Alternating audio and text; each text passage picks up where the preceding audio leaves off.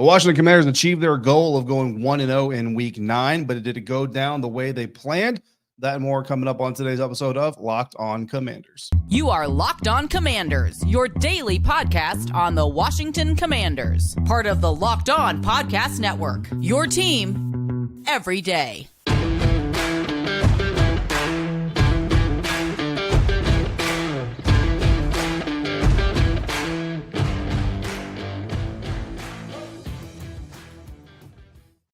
And welcome into this episode of Locked On Commanders, your daily podcast covering the Washington Commanders, part of your daily podcast covering, or part of the Locked On Podcast Network, your team every day. Thanks so much for making Locked On Commanders your first listen of the day every day. Don't forget that you can subscribe for free on YouTube or wherever you get your podcast, and you can continue this conversation with me by becoming a Locked On Commanders Insider. Join the Locked On Commanders Insider program where you get news, inside scoops, exclusive content delivered directly to your phone, plus one-on-one conversations with me via text and bonus content coming up as early as tonight. I am always excited to add new insiders to the clubs. Join Locked On Commanders Insiders now. Be in the know all the time. Go to joinsubtext.com/LockedOnCommanders to sign up. I'm David Harrison, your host here on Twitter at dharrison82, credential member of the media covering the Washington Commanders for CommanderCountry.com, a part of Sports Illustrated's FanNation. Here with you every Monday through Friday, along with our everydayers. And as always, I greatly appreciate your continued support for the show. Today's episode brought to you by FanDuel. Make every moment more.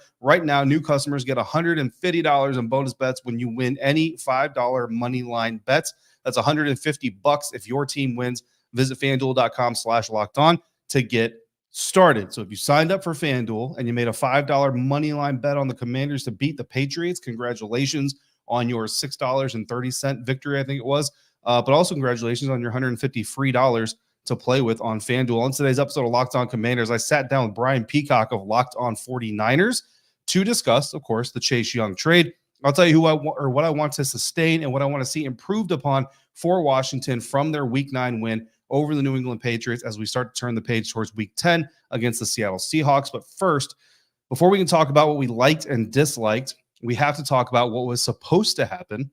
And the way we tried to dictate or determine what was supposed to happen is by using the plays that these teams script for their first 15 plays of the game. Typically, again, the script, the first 15 plays are the plays the quarterback is most comfortable or most effective running. Sometimes they're not the same thing.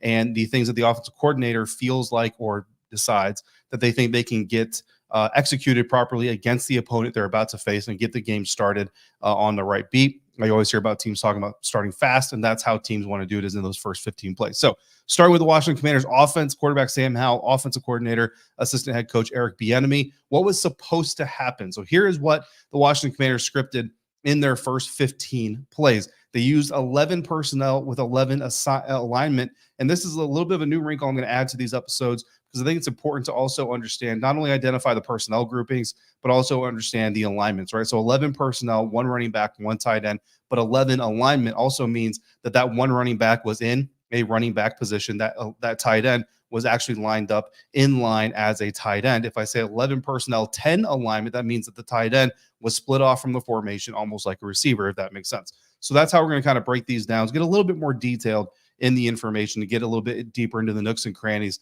To be quite honest, that's still just skimming the surface of personnel packages, alignments, and all that stuff. We could go, tight end in line to the left, tight end line to the right, running back split off to the left, split off to the right, I formations, pistol formations, all that craziness. But we're trying to contain this within the episode, so that's how we're going to go for it. 11 personnel, 11 alignment, 7 times, obviously dominant over the first 15 plays. 12 personnel, 12 alignment. So again, both tight ends were lined up in traditional tight end formation roles. Twice they ran that. That's only 9 plays. So that tells you that there's 6 other personnel groupings and alignments that the Commanders used in the first 15 plays against the New England Patriots. They used 12 personnel with 11 alignment once. So you got 2 tight ends in the formation, but only one of them is lined up in line as a tight end. The other tight end lined up as a split out wide receiver. 11 personnel, 10 alignment. So again, 1 running back, 1 tight end, but that tight end split away from the formation, not in line as a traditional tight end. They did that once. 21 personnel, 21 alignment one time, 13 personnel, 13 alignment once, 20 personnel, 20 alignment once, and they actually went empty with 11 personnel. So they had a running back and a tight end all split off from the formation, nobody in the backfield one time. That is a pretty significant shift in offensive personnel packages in the first 15. We're used to seeing a lot of 11, but over the last few weeks, we've seen an increase in 12, seen an increase in 13. And this is why I wanted to get into the personnel package alignments, because you see here, we have 11 personnel 8 times total, but one of those times they lined up almost in a 10 personnel look. We have 12 personnel, a total of 3 times, but we get 2 different alignment looks on it.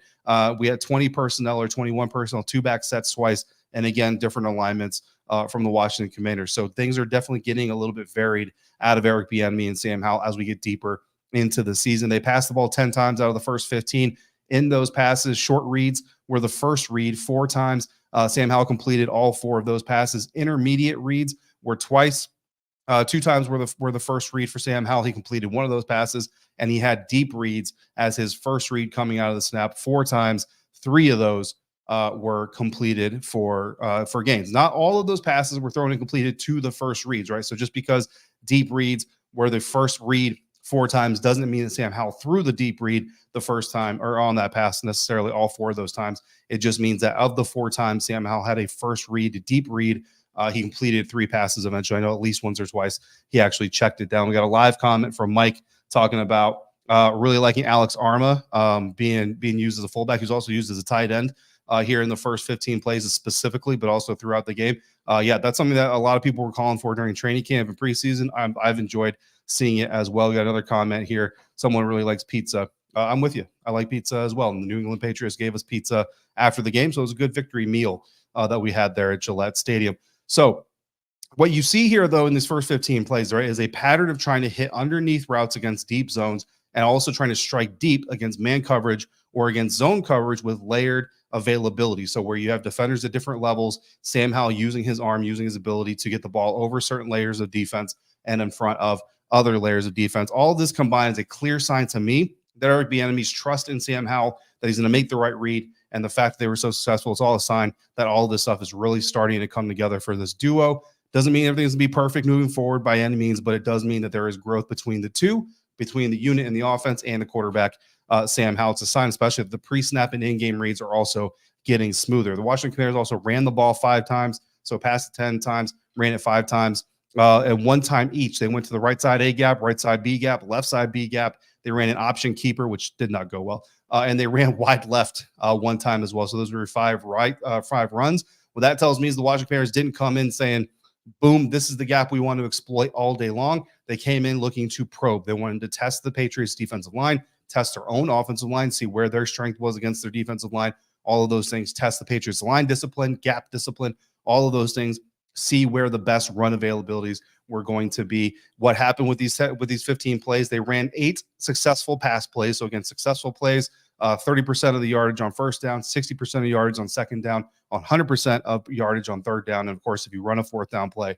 100% of yardage on 4th down. Those are what you need to gain in order to be considered successful. 8 of the 10 passes were successful. 3 of the 5 runs were successful. That's 11 of the 15 plays that the Washington Commanders scripted that were successful. That's 73%.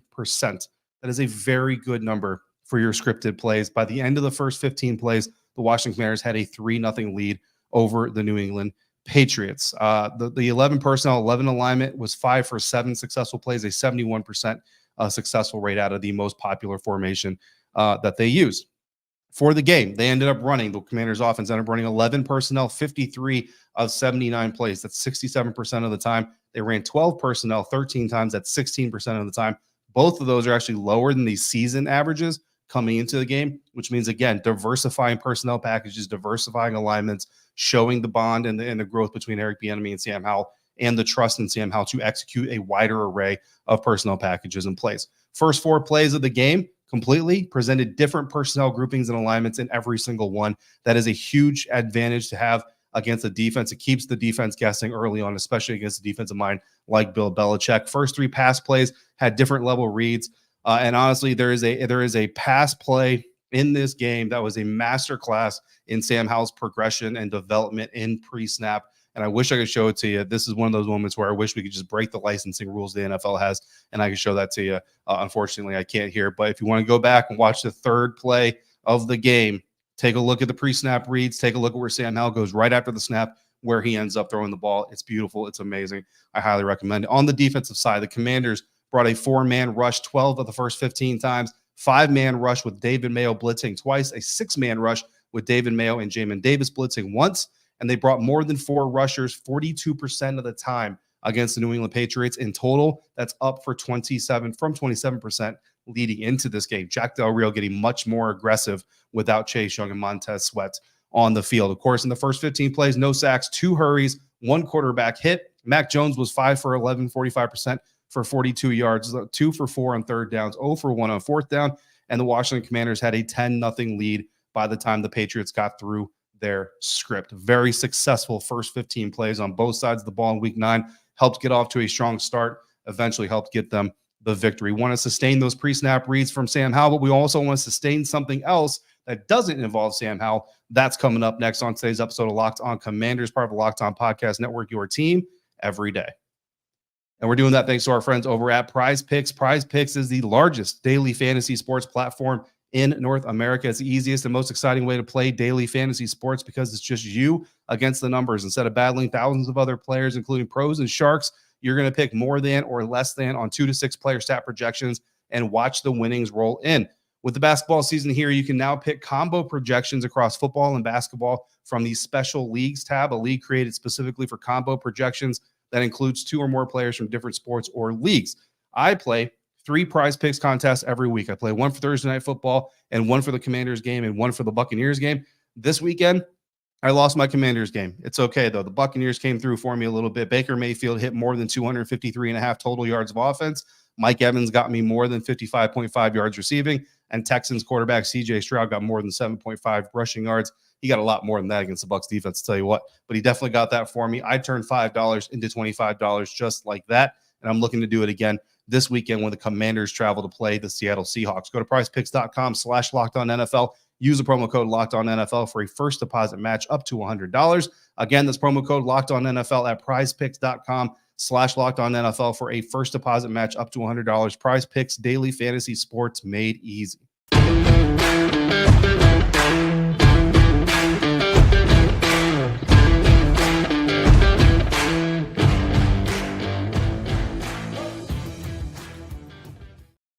Thanks again for making Locked On Commanders your first listener, your first view today and every day. Football season is in full swing, and Locked On is kicking up our coverage with Locked On NFL Kickoff Live every Friday. Locked On NFL Kickoff Live is going live at 2 p.m. Eastern on every Locked On NFL YouTube channel. Your 3 hosts are going to break down every game, getting you ready for the matchups, the fantasy lineups, and your betting angles. Plus, get in-depth local analysis from our stable of NFL hosts across the country who know these teams better than anyone else. Locked On NFL Kickoff Live every Friday at 2 p.m. Eastern on any Locked On NFL YouTube channel. Time for a sustain and improvement segment of our after-action review episode here on Locked On Commanders. And we start with our improve. I want to sustain the improved edge containment from the Washington Commanders defensive line. Of course, the big concern coming into this contest was going to be what was going to happen without Montez Sweat, without Chase Young. Yes, we've heard all the reports, the stories, some of the underhanded comments, the unspecific comments from coaches about guys playing off script and not necessarily doing their job 100% of the time.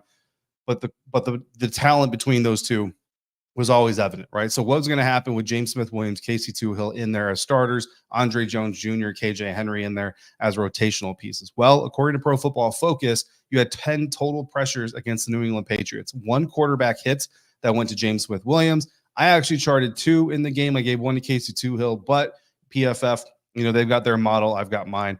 Different eyes see things different ways. Either way, 2 quarterback hits, 1 quarterback hit, not a lot of quarterback hits, right?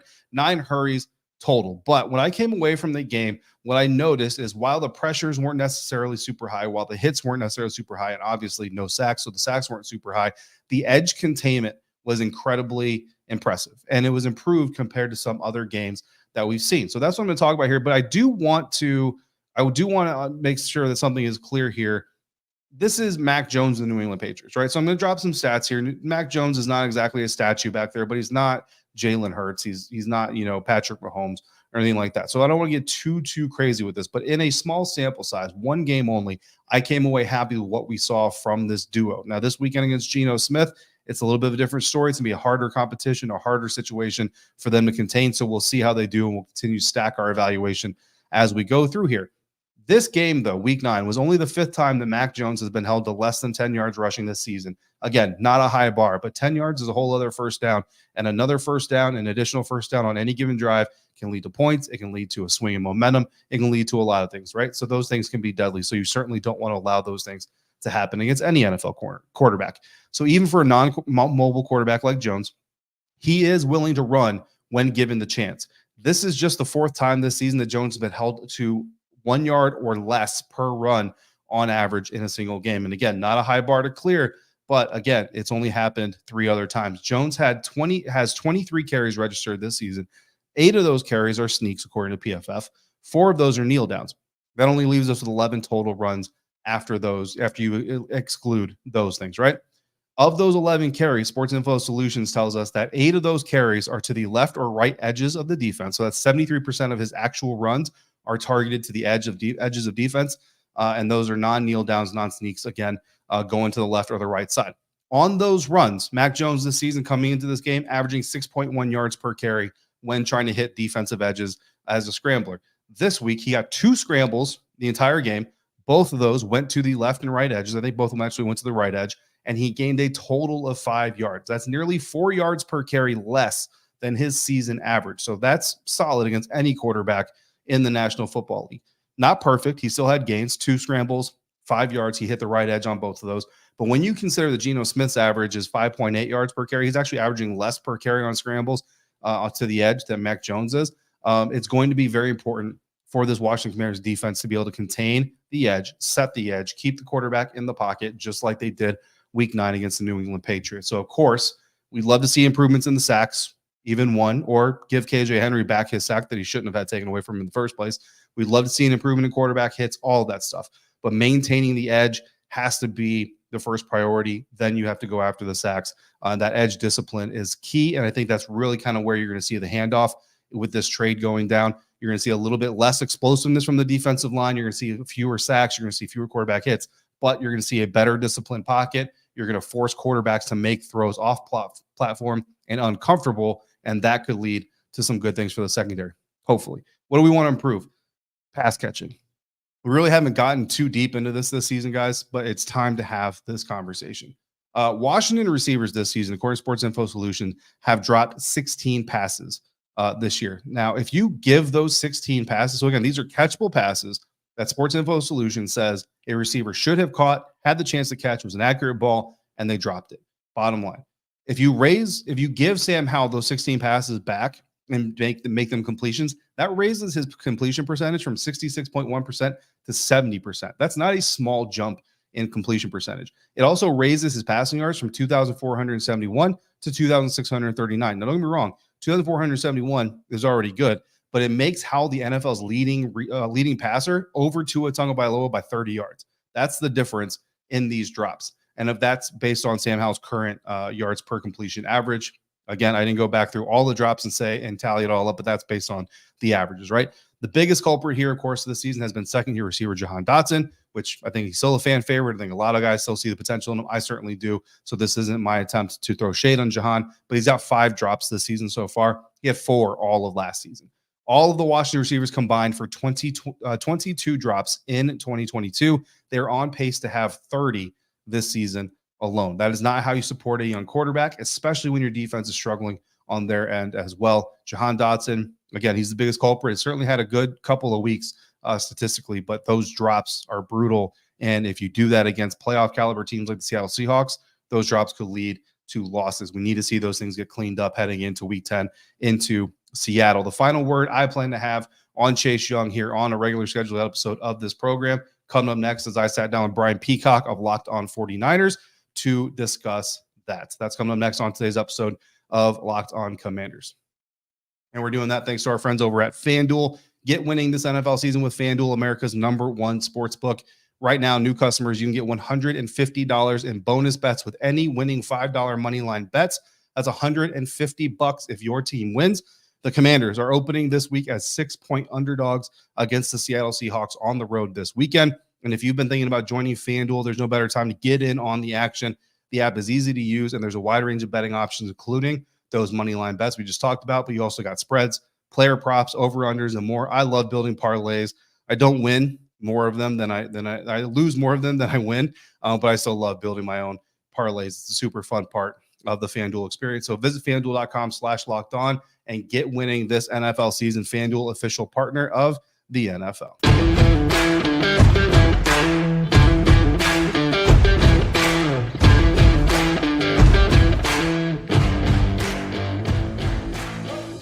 A little impromptu crossover segment here on Locked On 49ers, Locked On Commanders. Brian Peacock of Locked On 49ers with David Harrison of Locked On Commanders. And just found out Chase Young's going to be wearing jersey number 92. So appreciate you jumping on with me today, David Harrison, to talk about Chase Young and what he meant to the Commanders, how he ended up a San Francisco 49er. Just big picture, really quick, David, from the Commanders' perspective. Obviously, new ownership, a lot could potentially be changing.